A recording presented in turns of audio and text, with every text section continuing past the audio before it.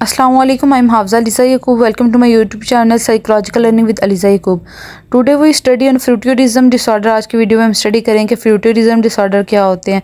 इसके sign and symptoms क्या होते हैं, इसका डायग्नोस्टिक क्राइटेरिया क्या होता है, डेवलपमेंटल एंड कोर्स क्या होता है और इस डिसऑर्डर को ट्रीट किस तरह से किया जा सकता है। Frotteurism is the act of touching और rubbing one's genital up against another person in a sexual manner without their consent. यानी कि के अंदर क्या होता है कि इंडिविजुअल्स दूसरे पर्सन की परमिशन के विदाउट उनसे कंसेंट लिए विदाउट क्या करते हैं कि सेक्सुअल मैनर्स के अंदर क्या करते हैं कि दूसरा जो इंडिविजुअल्स होते हैं उनके जो जेंटल पार्ट्स होते हैं उन्हें रब कर रहे होते हैं, उन्हें टच कर रहे होते हैं अपनी सेक्सुअल प्लेयर को, अपनी जो है सेक्सुअल ऑर्गेज़म को फुलफ़िल करने के लिए, और वो बार बार जो है इस तरह का बिहेवियर शो करते हैं। इसका डायग्नोस्टिक क्राइटेरिया क्या है कि 6 मंथ तक इंडिविजुअल जो है वो इस तरह के बिहेवियर शो करता है, रिकरेंट बार बार ऐसी बिहेवियर को शो कर रहे होते हैं अपने सेक्सुअल अराउजल फुलफ़िल करने के लिए, सेक्सुअल अर्जिस को, सेक्सुअल फैंटेसीज़ को फुलफ़िल करने के लिए, कि नॉन कंसेंटिंग पर्सन के उनके परमिशन के विदाउट, उनकी इंफॉर्मेशन के विदाउट क्या करते हैं कि उन्हें टच कर रहे होते हैं, उन्हें जो है उनके जेंटल पार्ट्स को रब कर रहे होते हैं और इसके साथ ऐसा करके वो अपनी जो सेक्सुअल अर्जिज़ है उन्हें वो फुलफ़िल कर रहे होते हैं। और इसकी वजह से क्या होता है कि उनकी सोशल ऑक्यूपेशनल लाइफ डिस्टर्ब हो रही होती है, उन्हें डिस्ट्रेस का सामना करना पड़ रहा होता है, क्योंकि इसके अंदर क्या होता है कि एक इंडिविजुअल के माइंड के अंदर हर वक्त इस तरह की फैंटेसी चल रही होती है कि वो अपनी किस तरह, और फिर वो इस चीज़ के बारे में स्ट्रेस ले रहा था कि वो किस तरह से दूसरे पर्सन के साथ ऐसा बिहेवियर परफॉर्म शो कर सकता है या कैसे वो अपना ये बिहेवियर करेगा, क्योंकि इसके अंदर जो स्पेसिफायर वो एक इन्वायरमेंट का आता है कि वो देखता है कि क्या उसे ऐसा वो किस इन्वायरमेंट के अंदर जो है उसके लिए ज़्यादा चांसेस होंगे कि वो दूसरे पर्सनस के साथ जो है वैसा बिहेवियर शो कर सके। और ज़्यादा जो ऐसे इंडिविजुअल्स होते हैं वो इस तरह के डिफरेंट जो मार्केट्स वगैरह होते हैं वहाँ पे क्या होता है कि इंडिविजुअल्स जो होते हैं वो पास से ये ऐसे इंडिविजुअल्स का कार्य होता है कि नॉन कंसेंटिंग पर्सनस के साथ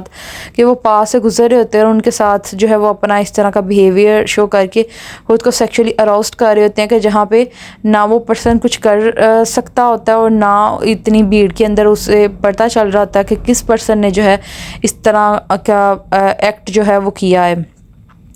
तो ऐसे इंडिविजुअल जो हैं वो एनवायरनमेंट का भी देखते हैं और इसके अलावा उन्हें स्ट्रेस का सामना करना पड़ रहा था कि अगर उन्हें इस तरह का बिहेवियर करते हुए किसी ने देख लिया या किसी और को पता चल गया कि वो इस तरह के बिहेवियर के अंदर इन्वॉल्व है, देन उसके साइड इफ़ेक्ट्स, उसके कॉन्सिक्वेंसेस जो है ना उसको सोच के भी उन्हें स्ट्रेस हो रहा होता है। कैसे जो इंडिविजुअल्स होते हैं वो रिलेटिव फ्री होते हैं कि यानी कि वो दूसरे इंडिविजुअल्स के साथ उनका अपनी सेक्सुअल अराउजल को फिर ख़ुद को सेक्सुअली अराउज करने के लिए क्या होता है कि दूसरे पर्सन की नॉन कंसेंट यानी कि परमिशन के विदाउट क्या करते हैं कि उनको जेंटल पार्ट्स को टच कर रहे होते हैं, उनके साथ अपने जो जेंटल पार्ट्स हैं उन्हें रब कर रहे होते हैं और उससे जो है वो अपनी सेक्सुअली खुद को अराउज्ड कर रहे होते हैं। और इसके साथ क्या होता है कि इंडिविजुअल को जो है वो साइको सोशल इम्पेयरमेंट का सामना करना पड़ता है और ऐसा बिहेवियर परफॉर्म करते हुए उन्हें एनजाइटी भी हो रही होती है, वो एंशियस हो रहे होते हैं, उन्हें एनजाइटी के सिम्टम्स आ रहे होते हैं कि कोई और पर्सन जो है उन्हें इस तरह का बिहेवियर शो करता हुआ ना देख ले या वो पकड़े ना जाए और उसकी वजह से जो है वो उन्हें गिल्ट का सामना करना पड़े या उन्हें शेम फील हो। हम इसका डेवलपमेंट एंड कोर्स पीरियड देख रहे थे, इसमें क्या होता है कि जो अडल्ट मैन होते हैं वो ज़्यादातर इस तरह के जो है वो डिसऑर्डर के अंदर इन्वॉल्व हो रहे होते हैं और अपनी इस तरह की सेक्सुअल फैंटेसीज़ और अर्जीज़ होते हैं उन्हें वो फुलफ़िल कर रहे होते हैं, या अडोलसेंट एज के अंदर या लेट अडोलसेंस के अंदर और अडल्टहुड की एज की जो स्टार्ट होता है, इमर्जिंग एज होती है, उस एज के अंदर के जो ज़्यादातर जो इंडिविजुअल्स होते हैं वो इस तरह के बिहेवियर के अंदर जो है वो इन्वॉल्व हो रहे होते हैं कि जो दूसरा पर्सन होता है अनविलिंगली कि उनकी विलिंग के विदाउट जो है उनके साथ अपने बॉडी पार्ट को टच कर रहे होते हैं और रब कर रहे होते हैं। Although there is no minimum age for the diagnosis, कि इसके डायग्नोसिस की कोई एज नहीं है। अगर एक पर्सन जो है स्पेसिफाइड 6 मंथ तक इस तरह का बिहेवियर शो कर रहा हो और उसके साथ उसकी सोशल ऑक्यूपेशनल लाइफ डिस्टर्ब हो रही हो, दैन जो इंडिविजुअल है उसे ये डिसऑर्डर डायग्नोस किया जाता है। ये इस तरह के इंडिविजुअल्स होते हैं कि वो अपनी देख के 6 मंथ तक वो इस तरह का बिहेवियर शो कर रहे होते हैं और ज़्यादातर जो उनकी एज होती है वो अडोलसेंस जो एज के अंदर होते हैं या अडल्टहुड एज का स्टार्ट होता है और उसके अंदर वो इस तरह का इन्वायरमेंट देखते हैं कि जहाँ पे वो अपनी इस तरह की सेक्सुअल अर्जीज़ को, अपनी सेक्सुअल फैंटेसीज़ को जो कि उनके माइंड के अंदर चल रही होती है उन्हें वो फुलफ़िल कर सकें। और अपनी उन अर्जेस को फुलफ़िल करने के लिए वो इस तरह के इन्वायरमेंट्स को चूज़ करते हैं कि जहाँ पे वो अपनी इस तरह की फैंटेसीज़ को फुलफ़िल कर सकें। ऐसी प्लेसेस पे जाते हैं, ऐसे इन्वायरमेंट को चूज़ करते हैं और दूसरे इंडिविजुअल की कंसेंट के विदाउट जो है उनकी इन्फॉर्म किए, विदाउट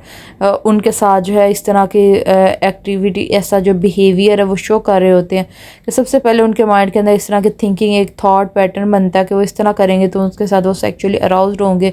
उनकी जो सेक्चुअल नीड है वो फुलफ़िल होगी। और ऐसे बिहेवियर्स को शो करते हुए उनको इस तरह के बिहेवियर के अंदर जो है वो ज़्यादा वो सेटिस्फाई, ख़ुद को इंजॉय फील कर रहे होते हैं, ज़्यादा जो है वो सेक्चुअली अराउज्ड हो रहे होते हैं। देन जो है वो अगर किसी और पर्सन के साथ सेक्चुअली अराउज्ड हो, किसी और पर्सन के साथ सेक्चुअली एक्टिविटी के बाद जो है वो अराउज्ड हो, वो इस तरह के बिहेवियर के साथ जो है वो ज़्यादा जो है वो इंजॉय फील कर रहे होते हैं, महसूस कर रहे होते हैं। और ऐसे जो इंडिविजुअल्स होते हैं वो राह चलते हुए और ऐसी प्लेसेस पे ज़्यादा जाते हैं कि जहाँ पे उनके पकड़े जाने के चांसेस कम हों, ऐसी कोई रश वाली जगह हो, और वहाँ जाके जो है वो अपना इस तरह का बिहेवियर शो कर रहे होते हैं कि दूसरे पर्सन के साथ अपने जेंटल पार्ट्स को रब कर रहे होते हैं। और ऐसा करते हुए उन्हें एनजाइटी भी फील हो रही होती है कि कोई उन पर्सनस को ऐसा करते हुए देख ना ले, या अगर जो सेकंड पर्सन है, जो नेक्स्ट पर्सन है, वो उसको रिस्पॉन्स क्या शो करेगा। और इसके ट्रीटमेंट के लिए जो है वो इंडिविजुअल्स को जो है फर्स्टली जो है कोग्निटिव बिहेवियर थेरेपी अप्लाई की जाती है कि ऐसे जो इंडिविजुअल्स हैं उनको, उनका जो इस तरह का माइंड पैटर्न है, जो उनके इस तरह के थॉट्स हैं कि वो इस तरह के बिहेवियर के साथ वो ज़्यादा अच्छा सेक्सुअली अराउज्ड होते हैं, तो उनके इस तरह के बिहेवियर पैटर्न को चेंज किया जाता है। इसके अलावा उन्हें इंडिविजुअल जो है वो थेरेपी दी जाती है, यानी कि अकेले उन्हें थेरेपी दी जाती है। इसके अलावा ग्रुप के अंदर भी जो है उन्हें थेरेपी प्रोवाइड की जाती है ग्रुप की सूरत में, ताकि वो ज़्यादा दूसरे पर्सन के साथ अपने व्यूज़, अपने जो उनके माइंड के अंदर फैंटेसीज, अर्जीज़ हैं, उन्हें शेयर कर सके और ज़्यादा अच्छे से जो है वो उसकी माइंड, अपना जो उसका पैटर्न है वो चेंज हो सके। इसके अलावा ऐसे यानी कि उनकी इंडिविजुअलाइज्ड और ग्रुप थेरेपी की जाती है, साइकोथेरेपी की जाती है। इसके अलावा उन्हें एंटी डिप्रेसेंट मेडिसिन में दी जाती हैं, यानी कि फार्माकोथेरेपी भी की जाती है। एंटी डिप्रेसेंट में ऐसे जो इंडिविजुअल्स होते हैं उन्हें SSRI, जैसे कि सिलेक्टिव सेरोटोनिन रीअपटेक इनहिबिटर्स हैं, वो SSRI दिए जाते हैं। इसके अलावा उनकी मेडिसिन के अंदर ऐसी मेडिसिन दी जाती है कि जिसके साथ उनका टेस्टोस्टेरोन का जो लेवल है वो कम हो, ताकि वो अपनी इम्पल्स के ऊपर कंट्रोल रख सके, कि जो उनसे कि उनका ख़ुद के ऊपर कंट्रोल नहीं रहता और वो इस तरह की एक्टिविटी के अंदर जो है वो इंडायरेक्टली इन्वॉल्व हो रहे होते हैं नॉन कंसेंट वे के अंदर। तो उन्हें ऐसी